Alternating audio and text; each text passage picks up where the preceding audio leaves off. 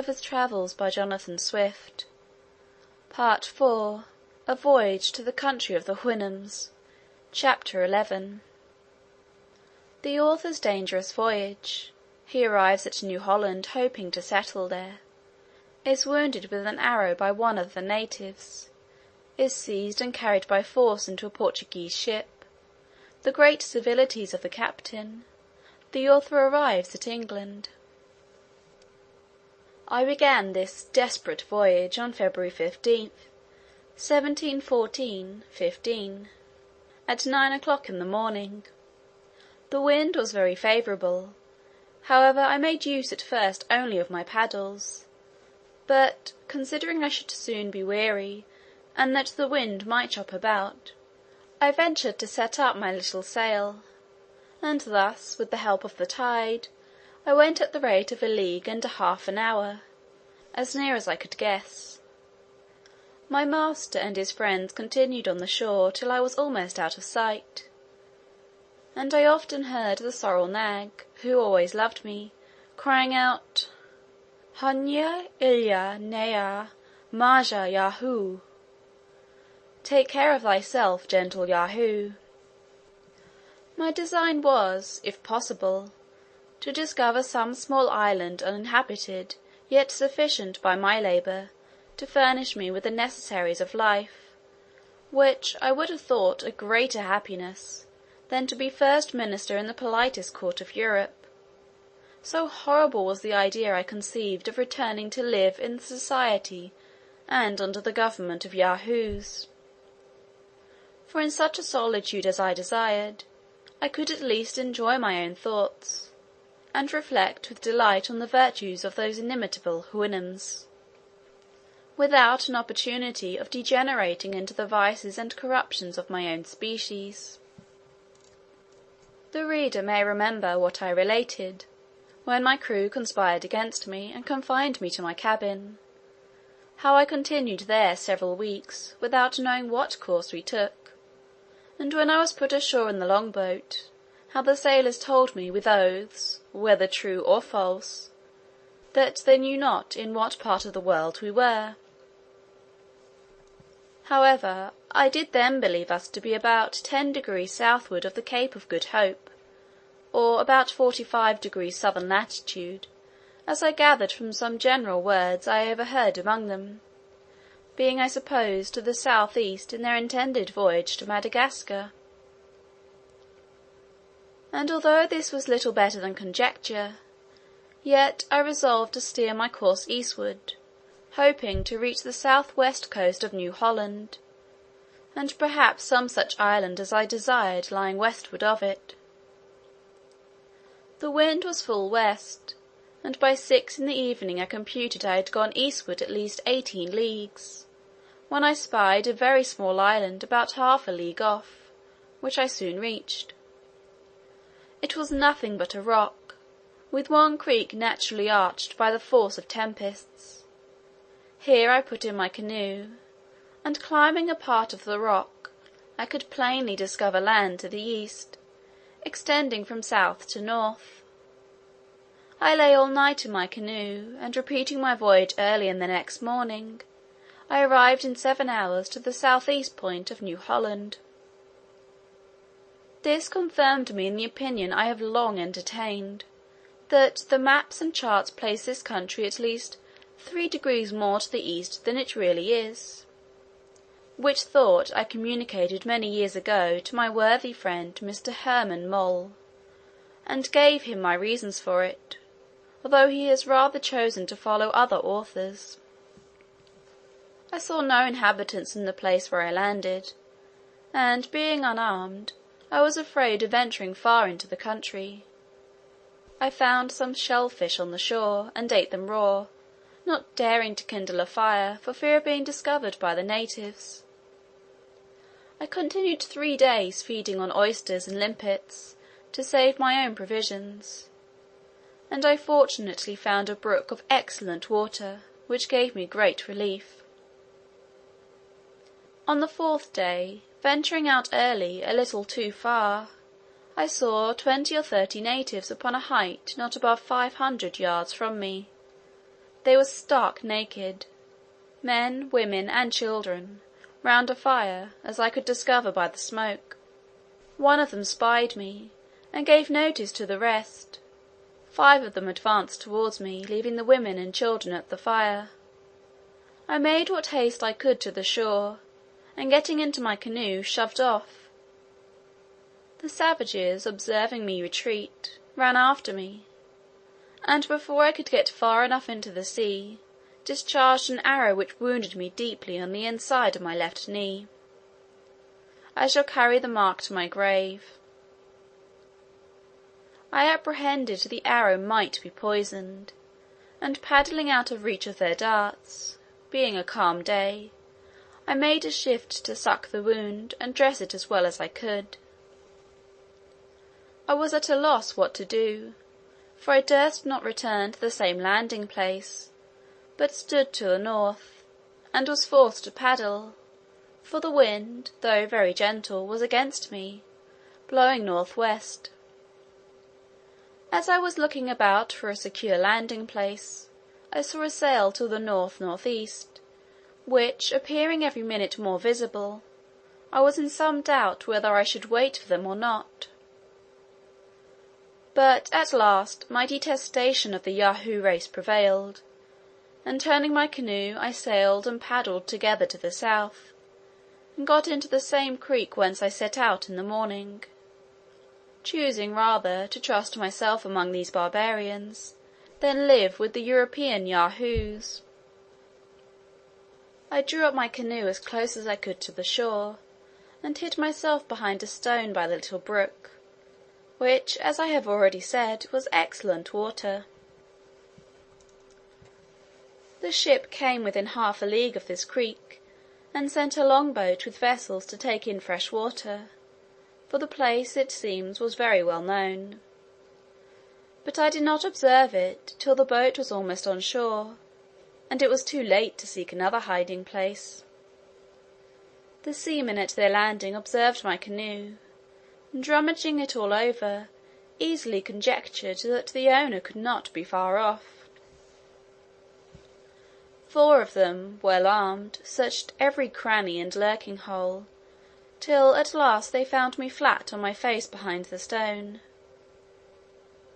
They gazed a while in admiration at my strange uncouth dress, my coat made of skins, my wooden-soled shoes, and my furred stockings. Whence, however, they concluded I was not a native of the place, who all go naked. One of the seamen, in Portuguese, bid me rise, and asked who I was. I understood that language very well, and getting upon my feet, said, I was a poor Yahoo, banished from the Houyhnhnms, and desired they would please to let me depart. They admired to hear me answer them in their own tongue, and saw by my complexion I must be a European, but were at a loss to know what I meant by Yahoos and Houyhnhnms, and at the same time fell a laughing at my strange tone in speaking, which resembled the neighing of a horse. I trembled all the while betwixt fear and hatred. I again desired leave to depart, and was gently moving to my canoe, but they laid hold of me, desiring to know what country I was of, whence I came, with many other questions. I told them I was born in England, whence I came about 5 years ago, and then their country and ours were at peace. I therefore hoped they would not treat me as an enemy, since I meant them no harm, but was a poor Yahoo seeking some desolate place where to pass the remainder of his unfortunate life. When they began to talk, I thought I never heard or saw anything more unnatural, for it appeared to me as monstrous as if a dog or a cow should speak in England, or a Yahoo in Houyhnhnmland. The honest Portuguese were equally amazed at my strange dress, and the odd manner of delivering my words, which, however, they understood very well.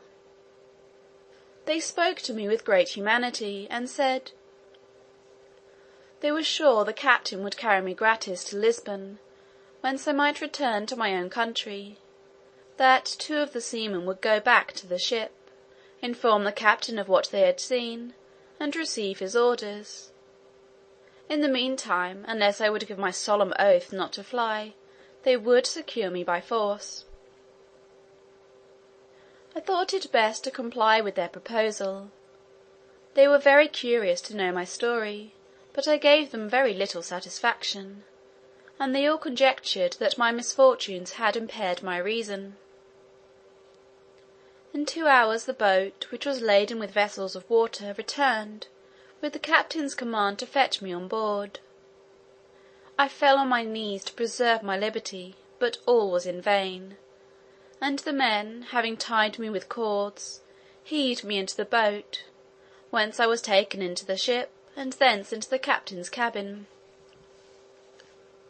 His name was Pedro de Mendez. He was a very courteous and generous person. He entreated me to give some account of myself, and desired to know what I would eat or drink; said, I should be used as well as himself; and spoke so many obliging things, that I wondered to find such civilities from a Yahoo. However, I remained silent and sullen. I was ready to faint at the very smell of him and his men.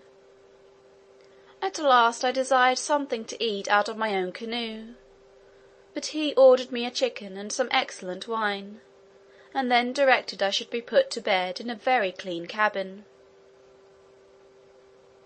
I would not undress myself, but lay on the bedclothes, and in half an hour stole out, when I thought the crew was at dinner, and getting to the side of the ship, was going to leap into the sea, and swim for my life, rather than continue among the Yahoos. But one of the seamen prevented me, and having informed the captain, I was chained to my cabin. After dinner Don Pedro came to me, and desired to know my reason for so desperate an attempt;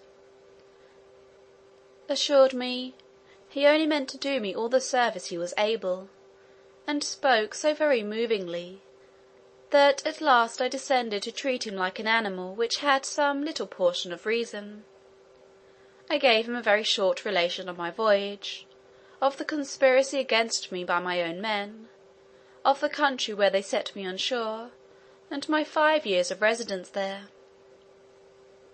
all which he looked upon as if it were a dream or a vision, whereat I took great offence, for I had quite forgot the faculty of lying, so peculiar to Yahoos, in all the countries where they preside, and, consequently, their disposition of suspecting truth in others of their own species. I asked him, whether it were the custom in his country to say the thing which was not.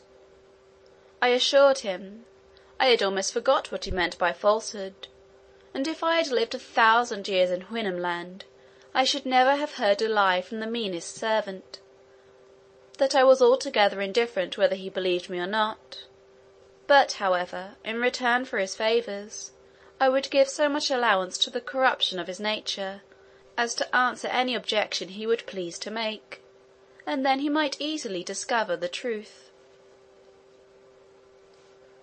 The captain, a wise man, after many endeavours to catch me tripping in some part of my story, at last began to have a better opinion of my veracity; but he added, that since I professed so inviolable an attachment to truth, I must give him my word and honour to bear him company in this voyage, without attempting anything against my life, or else he would continue me as a prisoner till we arrived at Lisbon.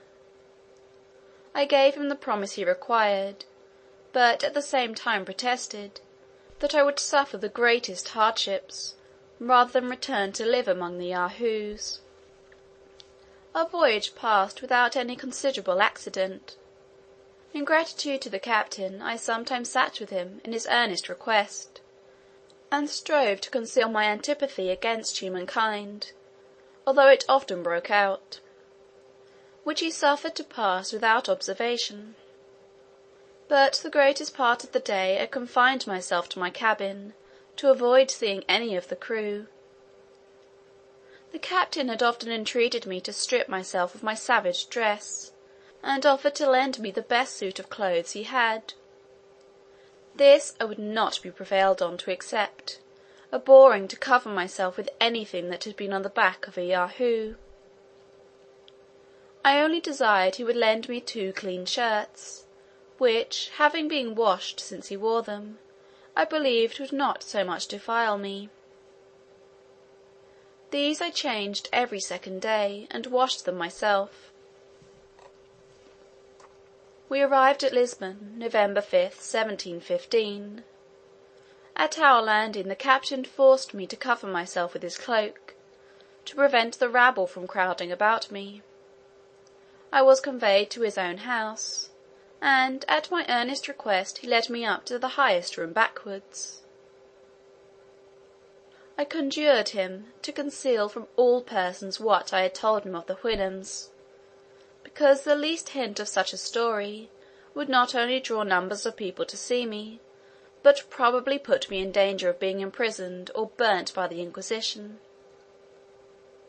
The captain persuaded me to accept a suit of clothes newly made, but I would not suffer the tailor to take my measure. However, Don Pedro being almost of my size, they fitted me well enough.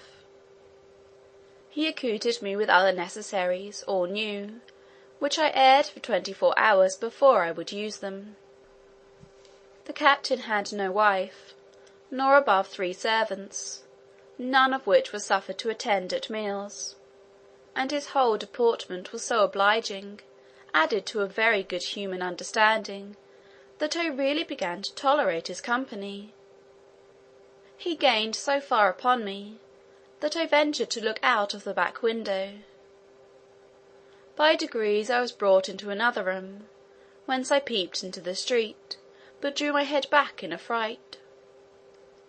In a week's time he seduced me down to the door.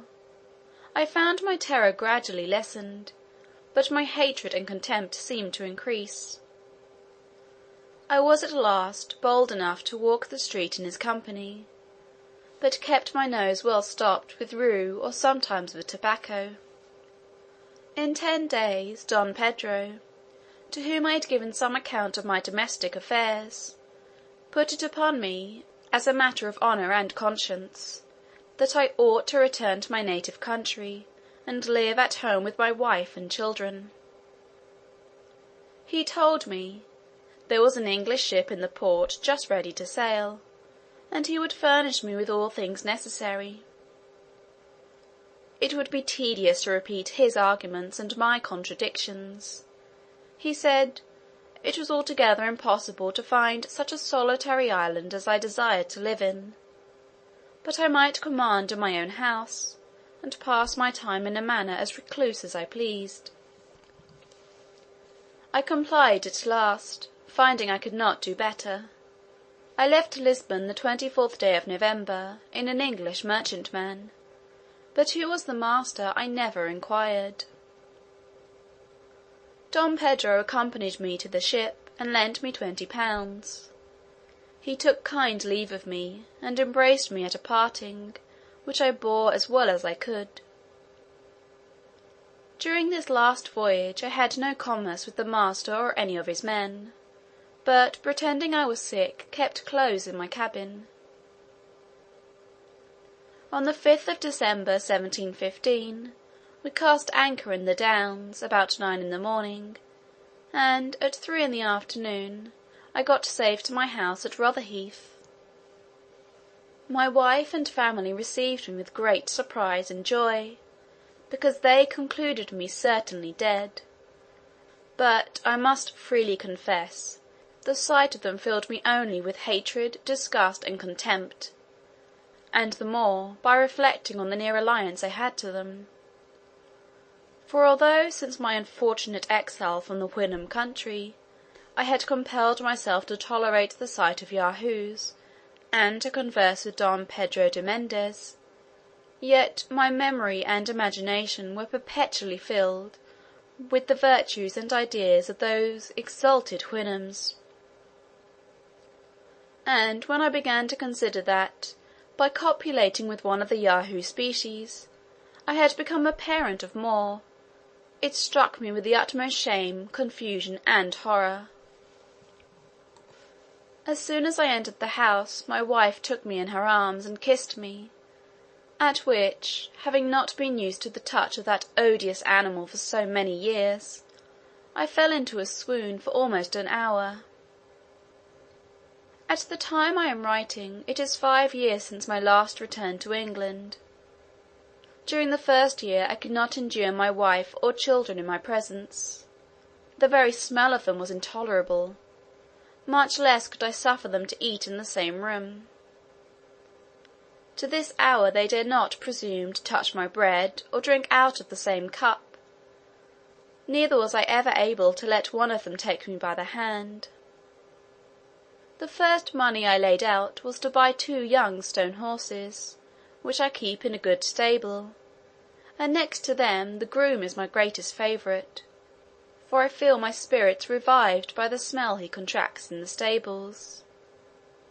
My horses understand me tolerably well. I converse with them at least 4 hours every day. They are strangers to bridle or saddle. They live in great amity with me and friendship to each other. Chapter 11.